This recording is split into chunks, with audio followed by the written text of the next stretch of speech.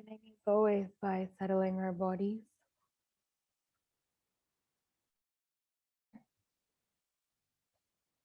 Our back is straight, as if there's a thread running through our spine and pulling us up through the crown of our head,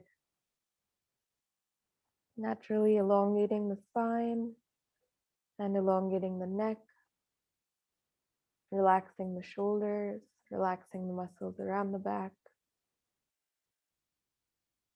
And your neck also naturally tilts downwards, not too low so that we're groggy and sleepy, but also not too high that it induces mental excitement. About 45 degrees.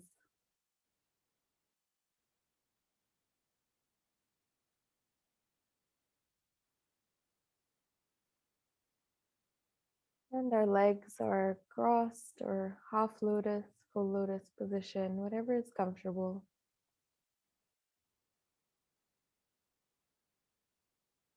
Hands resting in our lap or on our knees, elbows slightly away from the body.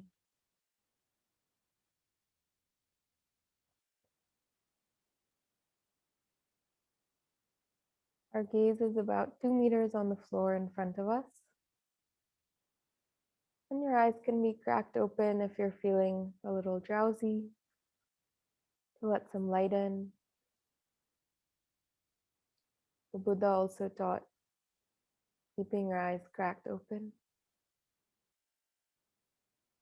But if you're more comfortable, you can keep your eyes closed for now.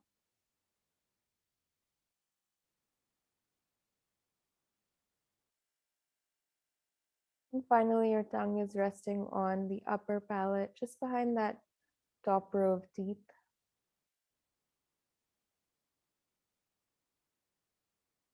Preventing saliva from forming, again, to avoid more distractions in our meditation.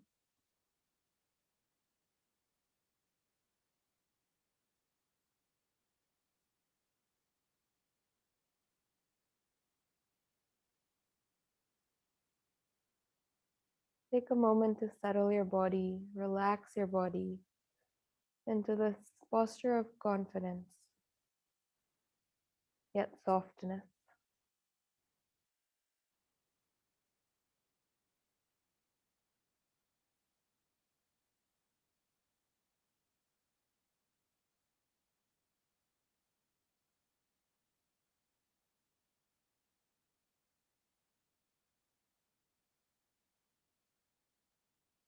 Now, setting up our brief motivation for our practice today. Contemplating on the benefits, not just for ourselves, but all those around us, all beings that we encounter in our lives.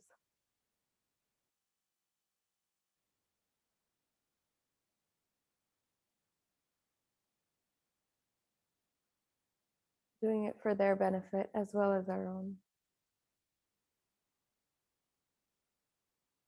Motivated by that incentive to benefit others.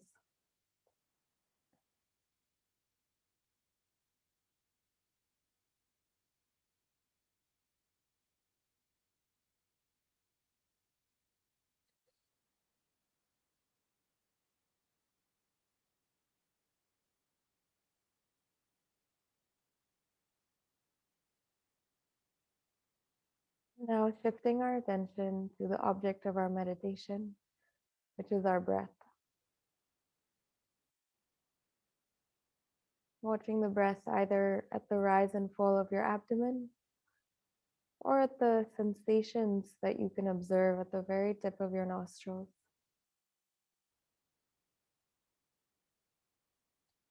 Relax your mind onto this point. Rest your attention on this observation.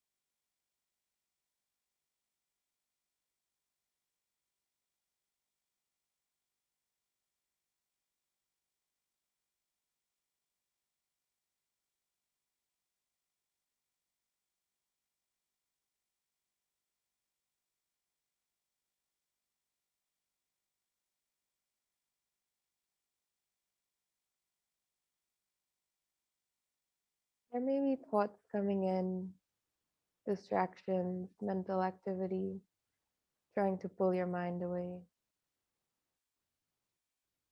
And try to not let them take control of your mind.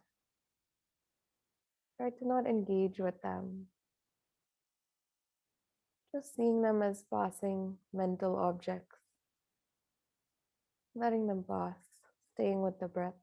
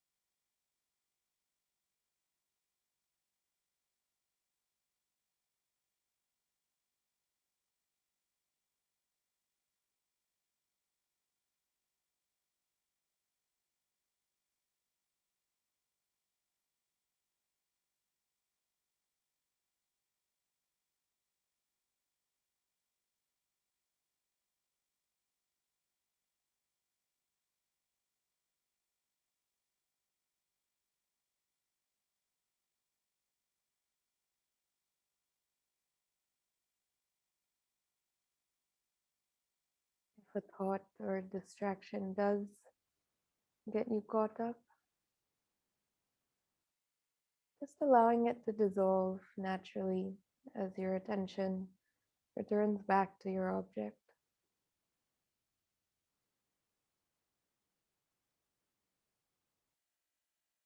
Allowing whatever it is to pass as just mental activity.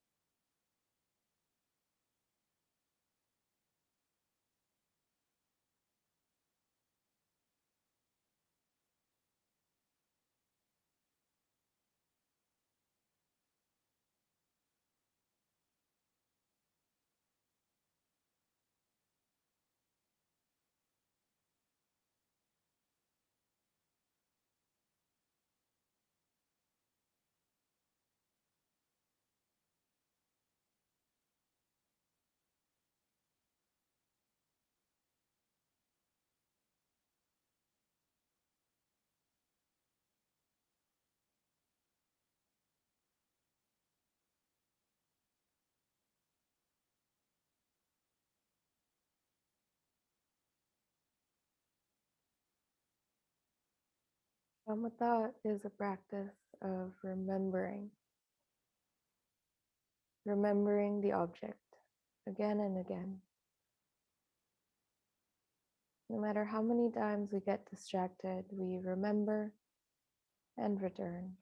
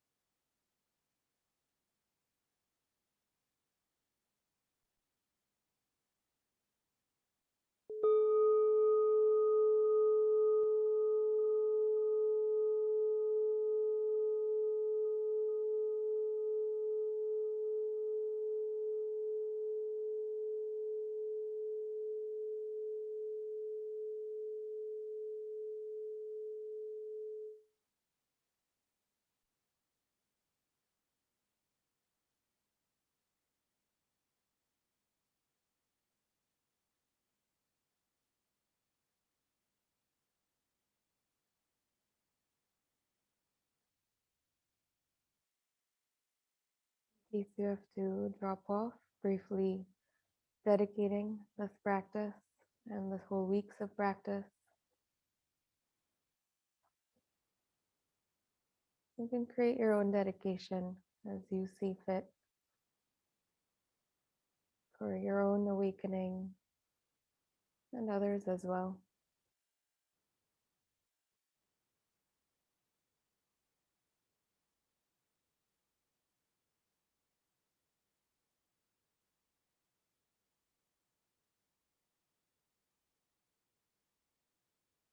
We'll give people space to drop off if they wish. We'll do a short Q&A period if people would like to share anything or ask any questions about their practice.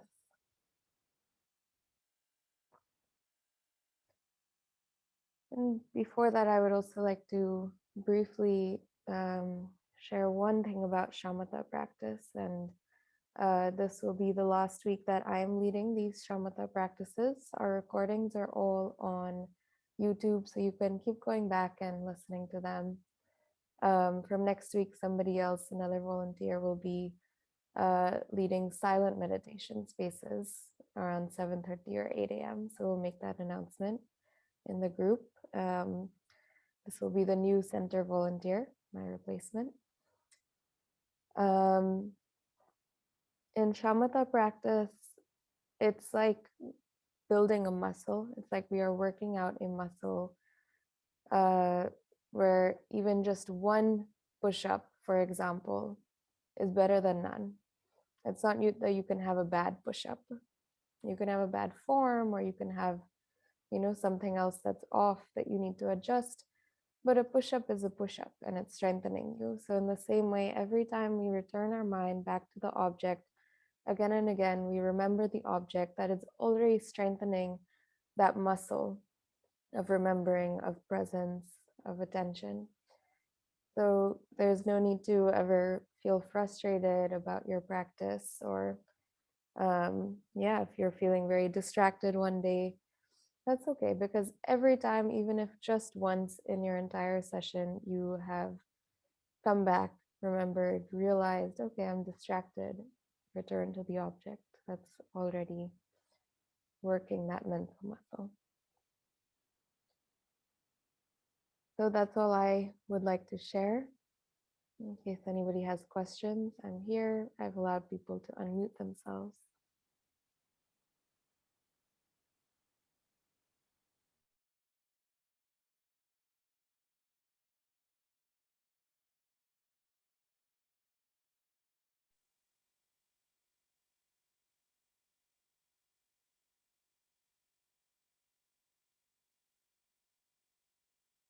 You can unmute, or you can type in the chat also. May I ask a question, please? Yeah, please. Yeah. Yeah. So I need to make a decision, an important decision in my life right now. Um, I'm just wondering how the shamatha practice and you know the meditation can aid me in my decision making. So I make the decision from a higher and more uh, enlightened place, as opposed to just mundane logic. I mean, Mm. logic is very important, but how do I use this practice to aid me to make an enlightened decision? Right. Yeah, that's a very good question. So you may notice from personal experience also, or maybe if you meditate more, or maybe if you do a retreat, if you get a chance to do a meditation retreat at any point. And I would say if it's a really big decision, I would maybe suggest giving yourself an opportunity to do a small retreat, either self-made at home, where you switch off your phone for the weekend and you sort of stay in your own space. You instruct whoever to leave food for you. You're not speaking, engaging with people. By nature of releasing these distractions, and even just sitting in practice for 20 minutes, where we are going into our minds and we're not distracted by things happening around us, by phone, by other things and mental activity. We are trying to relax our mind, and that relaxes our mind into deeper layers of our mind, into more subtle layers of our mind. And those are naturally, our mind is naturally clear. Our mind is naturally clear. And so the more we can quiet the mind, the more we can allow that natural clarity of the mind to arise. Um, so again, I would personally really suggest maybe a few days of retreat. There are places I can suggest to you like Dosamling or Tushita and Dharamshala, if you are able to travel, to really allow yourself to go to quiet everything and allow yourself to contemplate this decision. And yeah, I can, um, I'd be willing to bet that an answer will naturally arise from you, from that clarity. So I hope that helps. But even if you can't do that, just meditation in general, just practicing maybe meditation for a little bit longer. And then you can contemplate your decision, maybe 20 minutes of shamatha practice, and then sit without then going to your phone or looking at your messages, just contemplate your decision and allowing the answer to come without trying to overthink it. Yeah, I hope that remotely helps, and I hope you get your answer. Thank you. Yeah.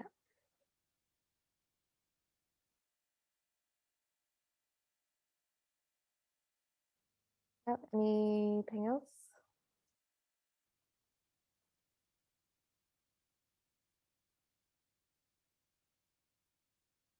Okay, so we're going to briefly dedicating the merits of this practice today and this week, and all the time we've spent together,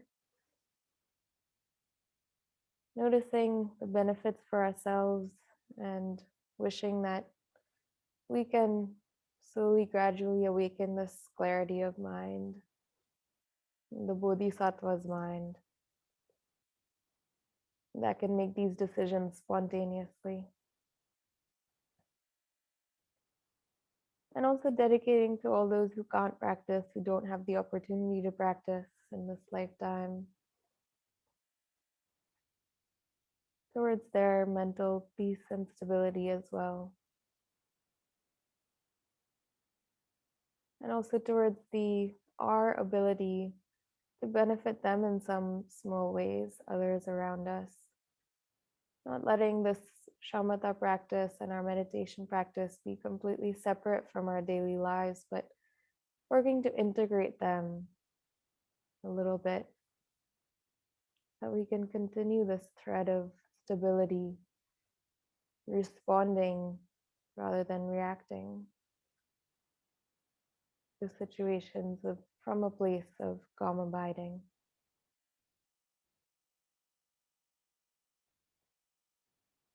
So may we attain that for the benefit of all beings, and also dedicating to the long lives of our teachers, Kabirji, Geshe Dorje Damdullah, His Holiness the Dalai Lama, Lama Zopa Rinpoche, also Venerable Roger, who was recently in an accident, and also our kind landlady of Tushita, who allows these sessions to happen at all, who is currently a little unwell, dedicating to her as well.